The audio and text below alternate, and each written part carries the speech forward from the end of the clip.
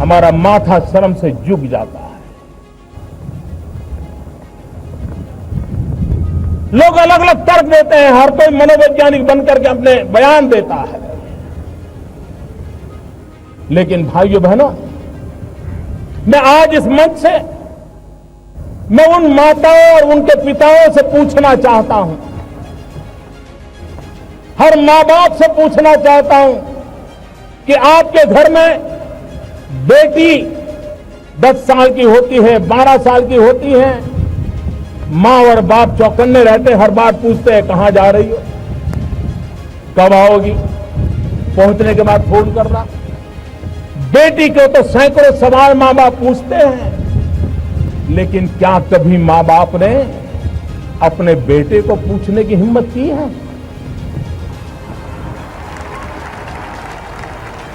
कहां जा रहे हो, क्यों जा रहे हो, कौन दोस्त है? इन गरीब के प्रति हमारा देखने का भाव ठीक नहीं। राष्ट्र की इस कमी को 125 करोड़ देशवासियों ने अपने मन के संकल्प से मिटाना है, जिनके कारण हम अच्छे दिखते हैं, जिनके कारण हमारा अच्छा काम होता है, उससे बड़ा हमारा कोई हितैषी नहीं हो। और इसलिए डिग्निटी ऑफ लेबर, श्रमिकों का सम्मान, श्रमिकों का गौरव, यह हमारा राष्ट्रीय कर्तव्य होना चाहिए, यह हमारा राष्ट्रीय स्वभाव होना चाहिए, ये जन जन की प्रवृत्ति होनी चाहिए, ये जन जन की वृत्ति होनी चाहिए। कभी कभी देश में स्वभाव बन गया था कि ये काम तो हो सकता है, ये काम तो नहीं हो सकता है, भाई अभी तो नहीं होगा, कभी होगा तो पता नहीं। निराशा ये हमारा मिजाज बनता जा रहा है, इसको ब्रेक थ्रू करना, शासन में ऊर्जा भरना, और जब कोई सिद्धि दिखती है तो उत्साह भी बढ़ता है, ऊर्जा भी बढ़ती है, संकल्प भी बड़ा शार्प हो जाता है और परिणाम भी निकट नजर आने लगता है। भाइयों बहनों, हमने जब प्रधानमंत्री जनधन योजना, एक प्रकार से असंभव काम था, असंभव काम था।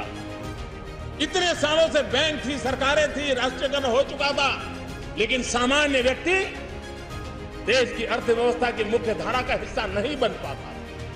भाइयों बहनों, 21 करोड़ परिवारों को, 21 करोड़ नागरिकों को जनधन योजना में जोड़ करके असंभव को संभव हुआ। देश की रक्षा सुरक्षा एक बहुत स्वाभाविक बात है। हमारा देश, हमारी सेनाएं, हमारे वीर पुरुष, हर यूनिफॉर्म फोर्सेस, कोई भी हो, सिर्फ आर्मी, एयरफोर्स, नेवी नहीं, सारे यूनिफॉर्म फोर्स, उन्होंने जब जब मौका आया है अपना कर्तव्य दिखाया, अपना सामर्थ्य दिखाया है। बलिदान की पराकाष्ठा करने में ये हमारे वीर कभी पीछे नहीं रहे हैं। चाहे लेफ्ट विंग एक्सट्रीमिज्म हो, चाहे आतंकवाद हो, चाहे इन्फिल्ट्रेटर्स हो, चाहे हमारे भीतर कठिनाइयां पैदा करने वाले तत्व हो, हमारे देश के इन यूनिफॉर्म में रहने वाले लोगों ने बलिदान की पराकाष्ठा की। और जब सर्जिकल स्ट्राइक हुई, दुनिया को हमारा लोहा मानना पड़ा, हमारे लोगों की ताकत को मानना पड़ा।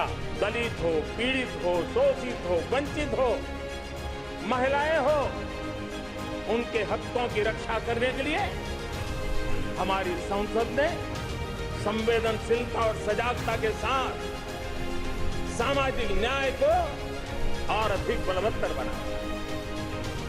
ओबीसी आयोग को सालों से संवैधानिक स्थान के लिए मांग उठ रही थी। इस बार संसद ने पिछड़े, अति पिछड़ों को, उस आयोग संवैधानिक दर्जा देकर के, एक संवैधानिक व्यवस्था देकर के उनकी हकों की रक्षा करने का प्रयास 10 हफ्ते के भीतर भीतर ही अनुच्छेद 370 का हटना, 35A का हटना,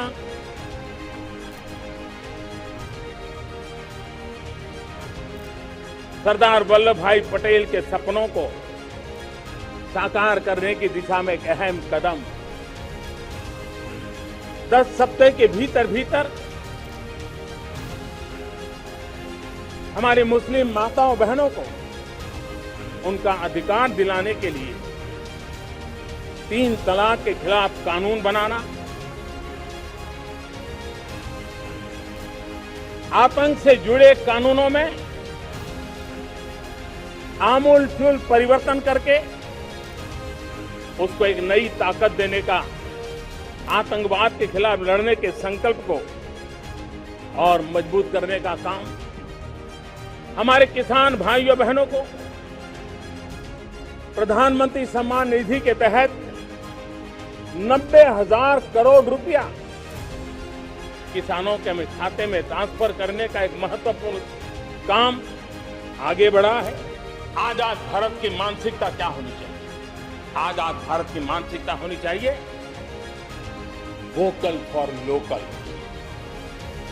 हमारे जो स्थानीय उत्पाद है उसका हमने गौरवगान करना चाहिए। हम अपनी चीजों का गौरवगान नहीं करेंगे तो उसको अच्छा बनने का अवसर भी नहीं मिलेगा, उसकी हिम्मत नहीं बढ़ेगी। आइए हम मिलकर के संकल्प लें, आजादी के 75 साल के पर्व की ओर जब कदम रख रहे हैं तब वोकल फॉर लोकल का जीवन मंत्र बन जाए और हम मिलकर के भारत की इस ताकत को हम बढ़ावा दे दें।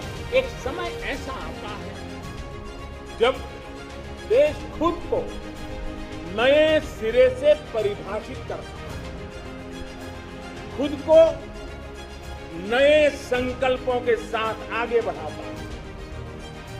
भारत की विकास यात्रा में भी आज वो समय आ गया है। 75 वर्ष के अवसर को हमें एक समारोह भर ही सीमित नहीं करना। हमने नए संकल्पों को आधार बना, नए संकल्पों को लेकर के चल पड़ना। यहां से शुरू होकर अगले 25 वर्ष की यात्रा, जब हम आजादी के शताब्दी मनाएंगे, नए भारत के सृजन का ये अमृत काल है, ये पुनर्चेतना पुनर्जागरण का पल है। ये लोग समझ नहीं पाए हैं। जब देश जनता कर्फ्यू के लिए हिंदुस्तान का हर कोना निकल पड़ता है, तब चेतना की अनुभूति है। जब देश ताली थाली बजा करके कोरोना वॉरियर के साथ कंधे से कंधा मिला करके खड़ा हो जाता है, तब चेतना की अनुभूति होती है। जब दिया जला करके कोरोना वॉरियर की शुभकामना देने के लिए देश निकल पड़ता है, तब उस चेतना की अनुभूति होती है। दुनिया कोरोना के कालखंड में वैक्सीन लेना या न लेना, वैक्सीन काम का है कि नहीं है, उस उलझन में जी रहा था। उस समय मेरे देश के गांव गिरी थी 200 करोड़ डोज दुनिया को चौंका देने वाला काम करके दिखा देते हैं। देश की सारी व्यवस्थाओं को, देश के सामर्थ्य को पूरी तरह नोच लिया।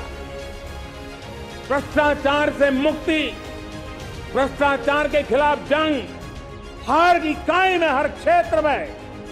और मैं देशवासियों, मेरे प्रिय परिवारजनों, ये मोदी के जीवन का कमिटमेंट है, ये मेरे व्यक्तित्व का एक कमिटमेंट है कि मैं भ्रष्टाचार के खिलाफ लड़ाई लड़ता रहूंगा।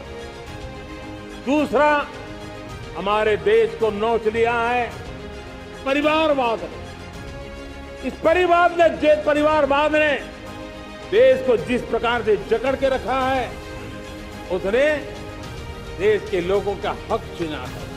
और तीसरी बुराई तुष्टीकरण की है। भारत का विकास किसी के लिए संकट लेकर के नहीं आता।